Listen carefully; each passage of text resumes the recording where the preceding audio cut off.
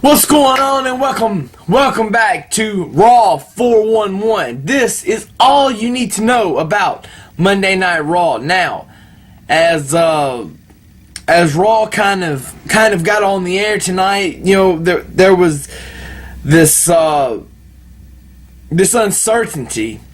Well, for everybody else, I had already called it, and I already knew what was going to happen. It was pretty easy to see this coming, that the Miz would get a title shot, but you know, you had Rey Mysterio and Alberto Del Rio saying, you know, they're noob, and Alberto Del Rio feels like he deserves it, and Rey, you know, doesn't feel like he deserves it, but he wants to deserve it, he wants to earn it.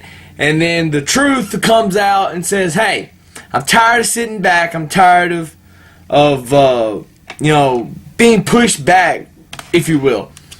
I'm tired of waiting my turn. I want to take my turn. Which I like. You know, I like Truth's heel turn. I really do. I've been very vocal about how much I like his heel turn. The problem I have with his heel turn is he's not really good on the mic as a heel yet.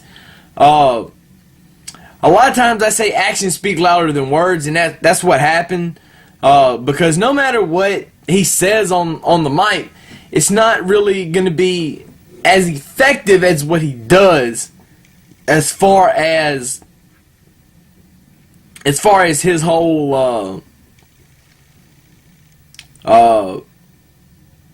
heel persona, gonna attack, take people out, you know, the expressions on his face, the way he presents himself. See, there's more to being a heel than just being able to cut a good promo, but that is one of the things to be an effective heel that you have to do, is you have to be able to cut a good promo.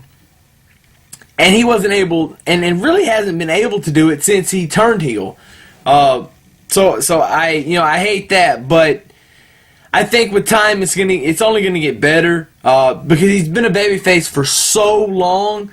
I mean, going even back into his TNA days, most of the time he was there, he was a babyface. So it's really most of his career that people have seen, you know, probably 98% of it has been as him as a babyface, and for him to go heel is going to be good for him, I think. You know, with John Morrison out, they got to get other people, which, you know, they did. They got completely stacked in the draft, and so that's what happened. You know, we had Alberto Del Rio and Rey Mysterio into the main event mix, which, you know, leads to a triple threat match with the Miz winning, outsmarting, with the help of Riley, of course. I think the ending of the match was done really good, with Alex Riley pulling on Alberto's arm, and the King said he pulled Rey's foot. But if you notice, if he would have pulled Rey's foot, then Rey would have come off of Alberto, and Alberto would have still been laying there. But he pulled his arm, which pulled both of them, and it pulled Alberto out of the ring, and confusion, what's going on? Oh, Rey's getting pinned, 1, 2, 3. I thought it was a good ending. The I Quit match, Cena's never lost an I Quit match, ever. And you can go check the record books. Cena's beat JBL, I believe that was an I Quit match, right after he won the WWE title for the first time. And then he beat Batista last year in an I Quit match. Or that may have been a last man standing match. But either way, Cena's been in a few I Quit matches and has never lost. And it's not going to happen this time. Cena's gonna retain. Another interesting note coming out of Monday Night Raw is the match between Lawler and Cole, which Jack Swagger accepted on his behalf.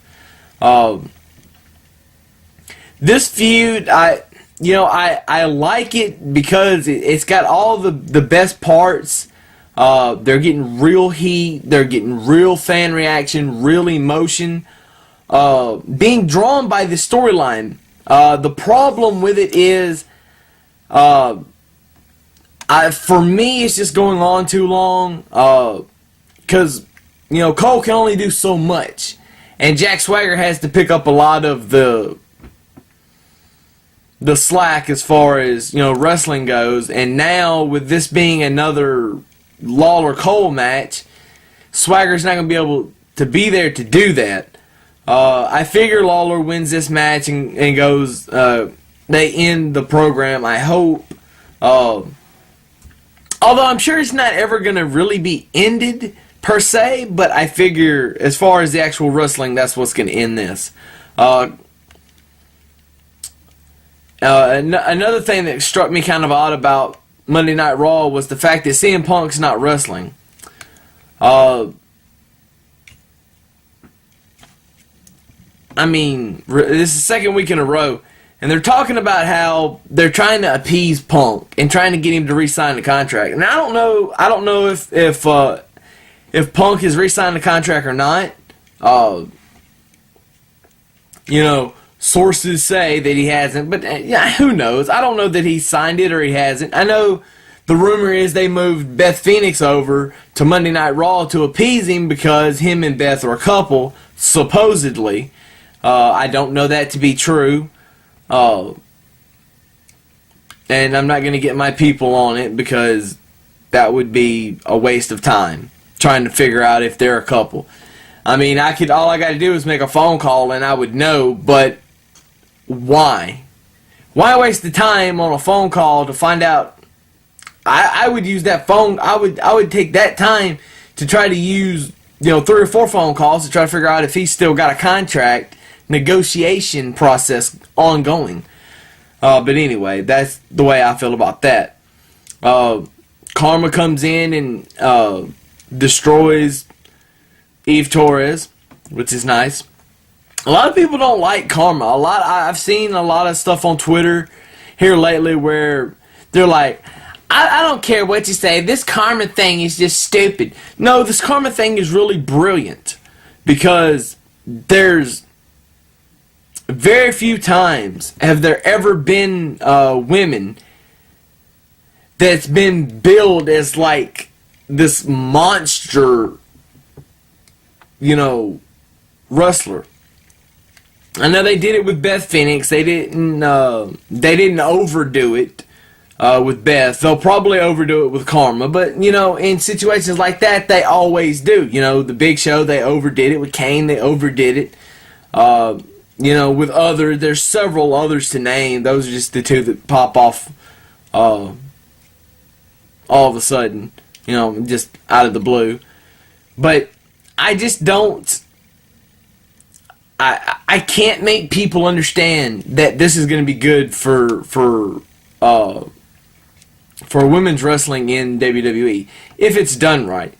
So far they've started out, she's neutral. She's not a heel, she's not a babyface, she's neutral. She's beating up everybody. And that's what they need. They need her to be against the Divas.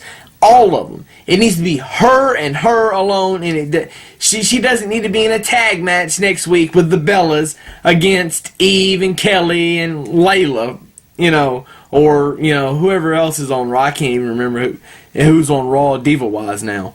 Melina, I guess. But with Kharma coming in, it's just making things more interesting, in which they need, because the Divas division the last couple of months have sucked, except for the whole Lay Cool thing, and now there's no Lay Cool, so really what do you have? You have a lot of girls that are talented that can wrestle. However, where are they? Because you don't see them on TV. I saw Rosa Mendez versus Natalya Neidhart last night at a house show in Tupelo, Mississippi, and they put on a hell of a show. The match was great. The crowd was into it. Rosa has gotten way better than she was. And her being a heel, because I know that they made her a heel here recently. It's so much better, than it was before. But I don't know what the WWE is thinking, but you got all these girls and you never use them. Women's wrestling is still hot if you just do it right.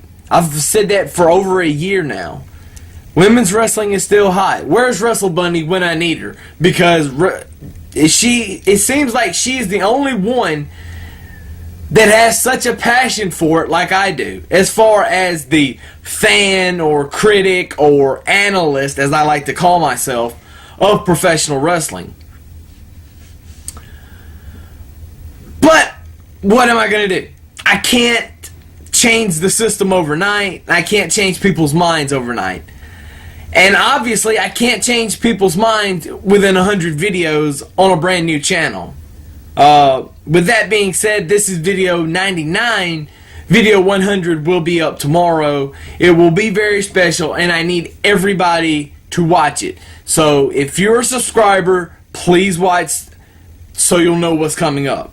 I've got a lot of good stuff planned for the next 100 videos, and I need all my peeps on Twitter to jump in and do it. I've got a lot of things planned that to help better get my name out, because the one criticism that I seem to have from everybody, and it's the same thing over, and even my friends tell me the same thing.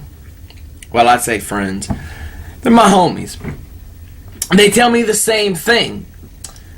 And I got a comment today when I checked my email. Hottest spot, and I'm paraphrasing because I don't know that this was right. And if you see this video, whoever commented that, shout out to you. Comment on this video, let everybody know that it was you, and I'll shout you out in the 100 video if you do it in time. But it said hottest spot with less than 100 views.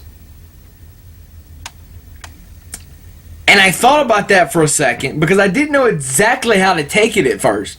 Because not that I knew he or she, whoever, was giving props, and I appreciate that. But it comes a point where I've been on YouTube for over a year doing videos. I've been a member of YouTube for 7 years, something like that, between my old channel and this one. And I just don't know how I should really take that, because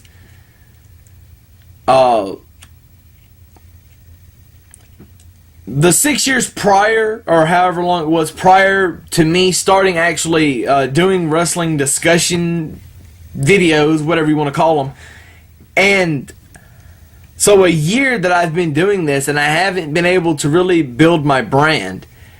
And I realized Saturday night I met this awesome chick that for the most part, she just opened my eyes to a lot of things that I hadn't been doing, and I was wondering why I hadn't been doing. And there's a reason why I only have like 120 subscribers. There's a really good reason why I don't have the subscribers that I need. And we'll get into that later. But I know what I need to do. The next week and a half is going to be really tight as far as my day job goes. So there's not going to be a whole lot going on the next week and a half. But after that, it's going to be full steam ahead. I was trying to think of what it was. But anyway, I got to wrap this up, so I got to say deuces, and I'm out. White.